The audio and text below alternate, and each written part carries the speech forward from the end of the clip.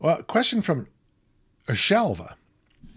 What's your opinion? My opinion about load and intensity variations, which is more useful for strength development. Well, okay. So the question is, for strength development, what's better, load and intensity variations? But see, the problem I'm having, Shelva, is I don't know if there's any difference between load and intensity the way I train. So I've never believed in those idiotic charts, the tables that are just BS.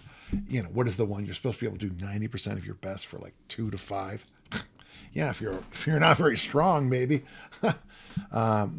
Dave Tate, who I think is a genius, once said, if he sees a program have 90% within the first 6 months, he throws it away, because at him, like he was telling me, he had 13 different people bench press at the same time, 800 pounds. 13 people benching 800.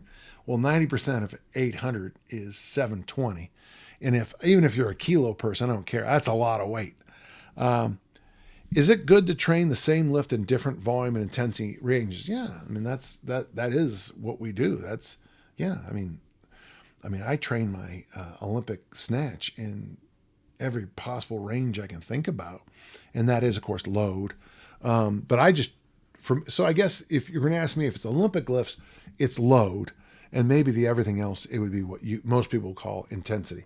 But as you know, if you take my programming course at danjohnuniversity.com, the hardest thing to understand in our field is what do you mean by intensity?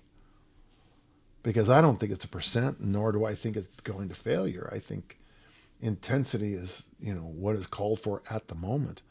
I watch these videos on Netflix of the weightlifters, and they're always losing their crap. They're always screaming at each other and slapping each other and tossing chalk on each other in practice sessions.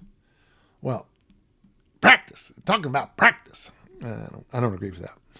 For example, heavy, medium, light days with the same reps, different reps with different intensities, different percents, or however we can manipulate those two variables. Is it better than linear approach?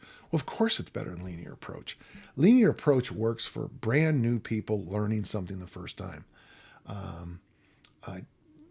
Very, very, very few people can do linear progression correctly. The only person I know is Marty Gallagher. And that's why I have great respect for Marty. But even his linear progression has some interesting intensity variations built in. But it has to be built in. So I guess really, besides going to my brilliant programming thing on Dan John University, you might want to look into some of Marty Gallagher's work. My favorite of his books is Purposeful Primitive.